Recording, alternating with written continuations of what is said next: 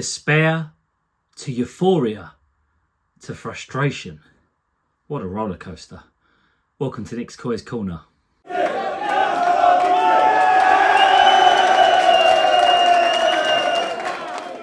Before we start, make sure you like the video, subscribe to the channel and click the bell to receive notifications. Well, that game certainly provoked a wide range of emotions. Felt like we were doomed to yet another home defeat. Then somehow found ourselves winning and absolutely delighted to be in that position. And then we threw away the 3 points. And that was all within the space of about 10 to 15 minutes. Subs made a big impact in the game, but should most of them have started anyway? Another home match we failed to get 3 points from. That's just one win in 6 at home in the league this season. Something has to change at home. I was really disappointed with the team selection. And I was really concerned about what the performance would be like as a result. Udogie and Odobert being dropped, I was really angry about. I had to play after their performances against Copenhagen and the chemistry we've seen between the pair of them. And we lost all the dynamism that we had down their left-hand side. And Frank coming out and saying it was tactical was a real concern.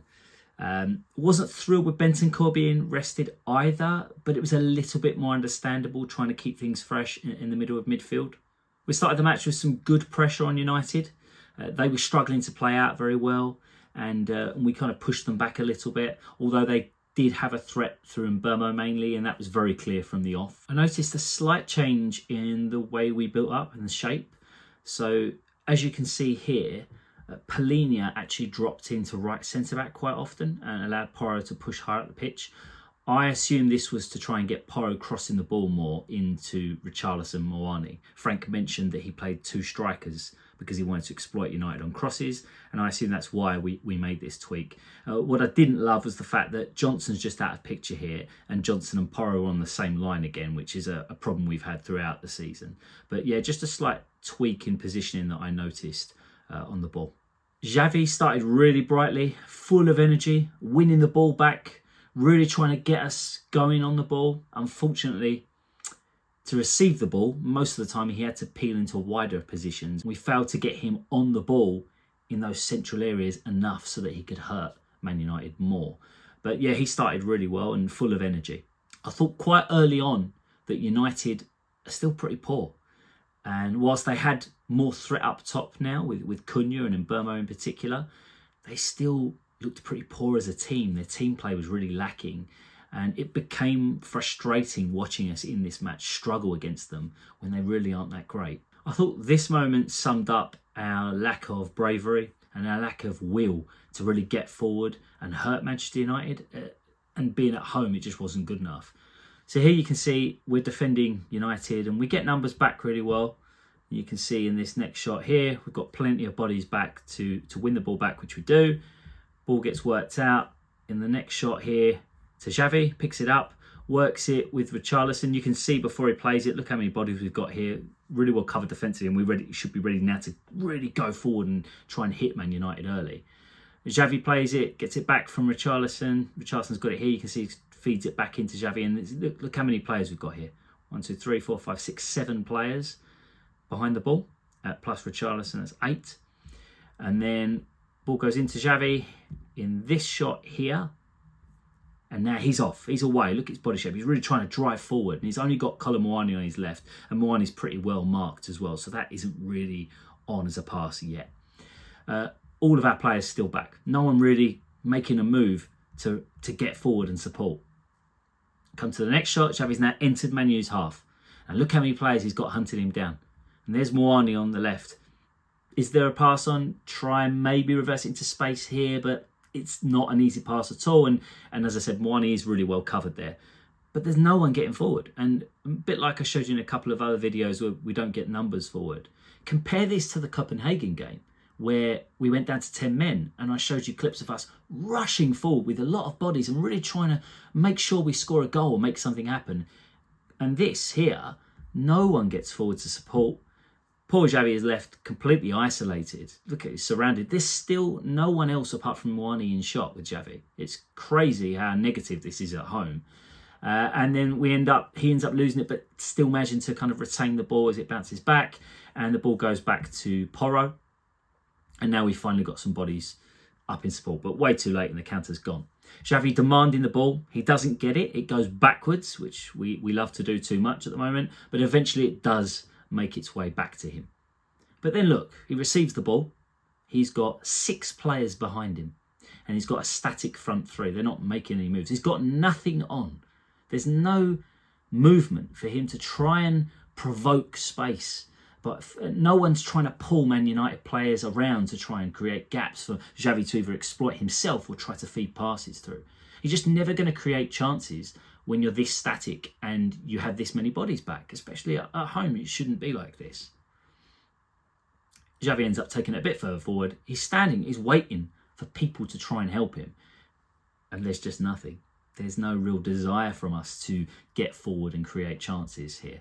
So a really good example, I think, of the lack of bravery in terms of getting numbers forward and the lack of conviction in our play and just lack of creativity because we don't make runs off of the ball. We don't give the man on the ball any options.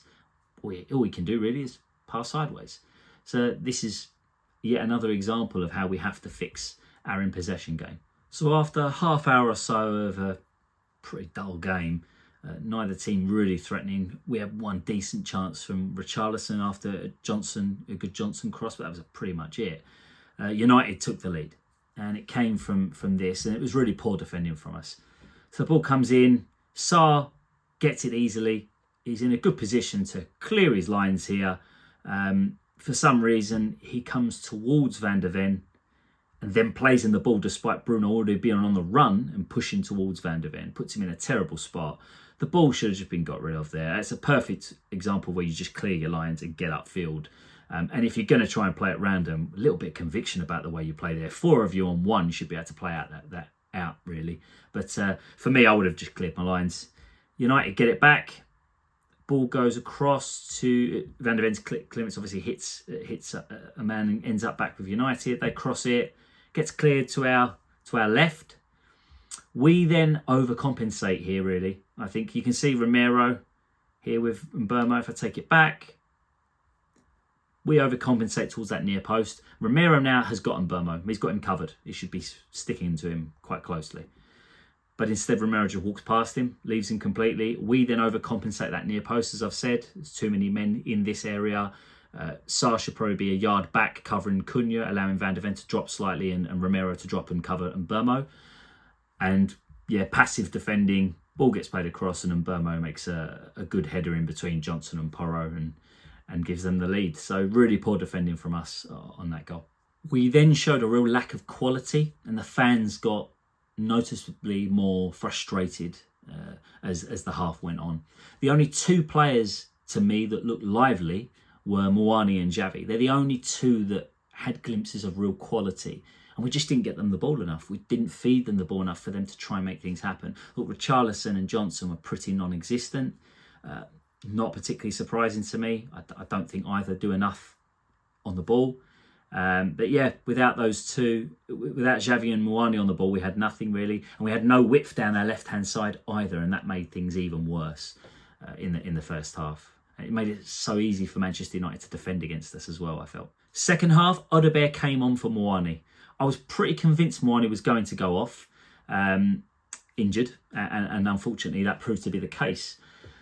I really hope he isn't out for too long because I think he's shown some signs of being a really good player and I think he would start scoring goals sooner rather than later as well. And he links up really well with Xavi as well when they do get the ball. Still, Odobert coming on, big positive. I really like the way he's been playing recently and I've got a lot of faith in him as a young player. There was still a lack of urgency, a lack of movement, tempo in our play. But the presence of Odobert did start to help us a little bit. And he created one fantastic chance for Romero, the brilliant in-swinging cross. Great save from the goalkeeper. Romero maybe could have put it to the side of him, but happened very quickly. It's one of them instinctive finishes, really, so hard to criticise too much. Great save from the goalkeeper. And then Paulinho then had a great chance. Unlucky not to score, to be honest. 2 sights of goal for us in quick succession. A big improvement on the first half, at least. We then had the Johnson offside goal.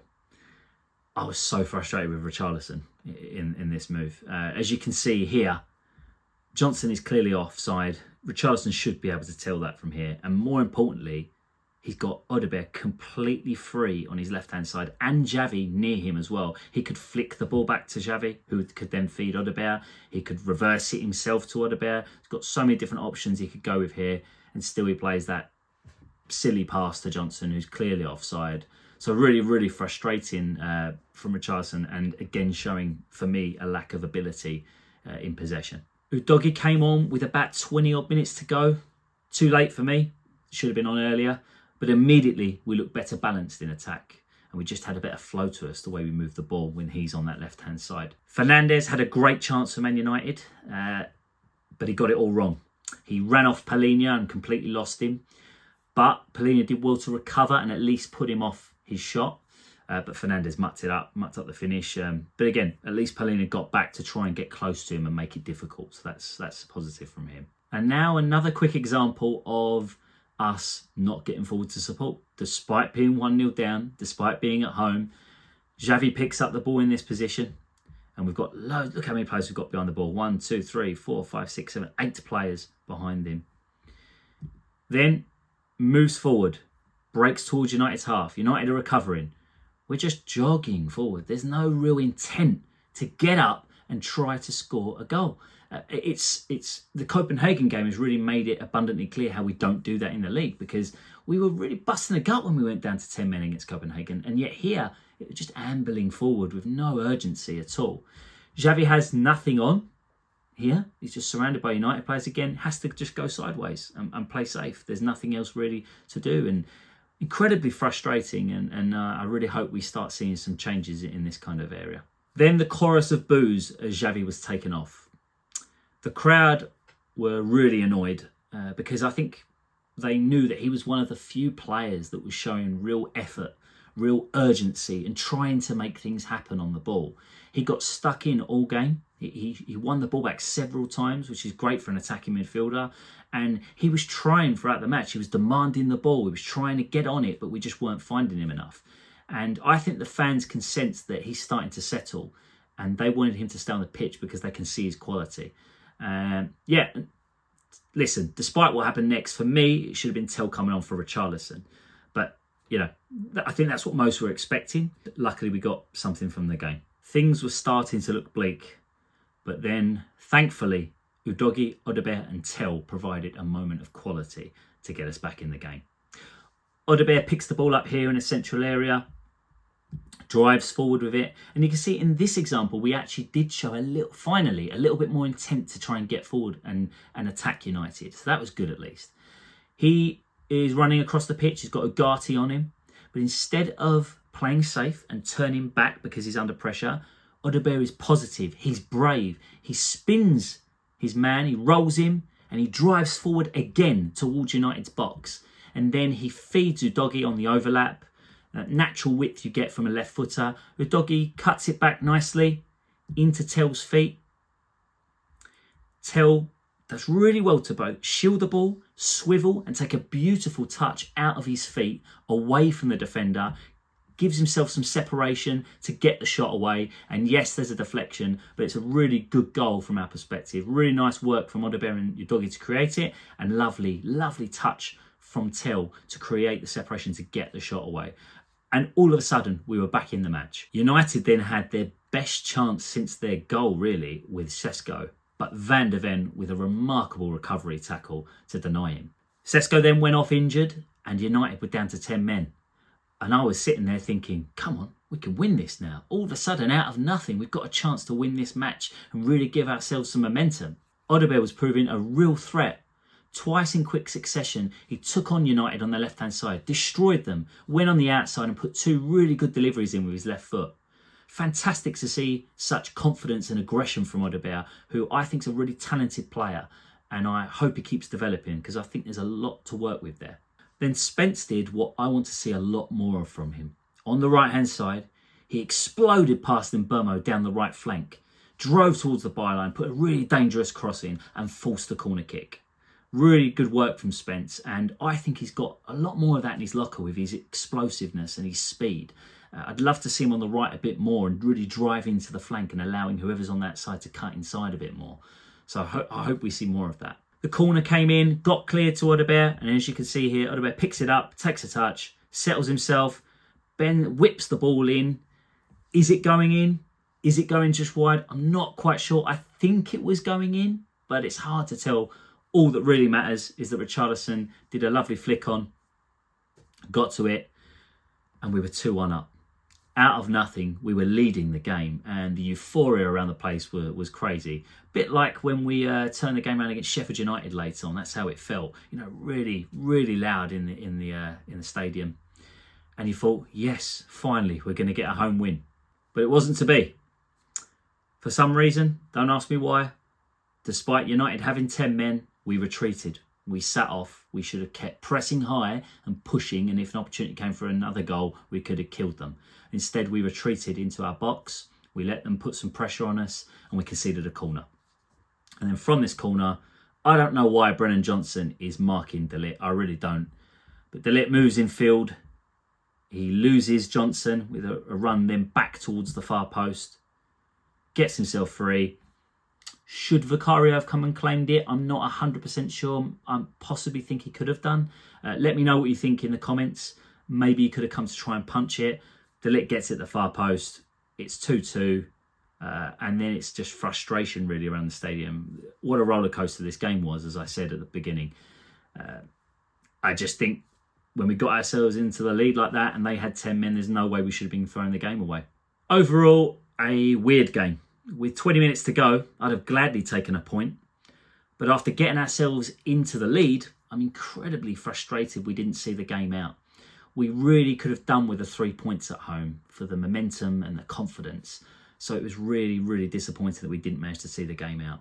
I'm not sure how Frank can come out and say it was a really good performance. Second half was an improvement, especially the last 10-20 minutes, but it was a pretty low bar. It didn't take much to improve on that first half. He's got to get the team selection right for me. I think he got it all wrong in this game, and he basically had to fight fires with making his substitutions second half. And I would like to have seen what we'd have done if Udogie and Odobert had started the match in particular. Everyone could see how much better we are when those two are on the left. More bravery is needed at home in terms of us committing bodies forward and really playing with a little bit of Taderi's to do. Gutted about Mawani fracturing his jaw. I think he was showing signs of real quality, and it leaves us so short of quality now up top. I really hope he's not out for too long. International break now. Let's hope for no more injuries. Arsenal, when we come back, I'm not looking forward to that one. But then again, I never am. Let me know what you thought about the Manchester United match. What did you make of Frank's team selection? How do we sort out this home form? Let me know in the comments below. Please make sure you like the video, subscribe to the channel, click the bell to receive notifications. And as always, come on you Spurs!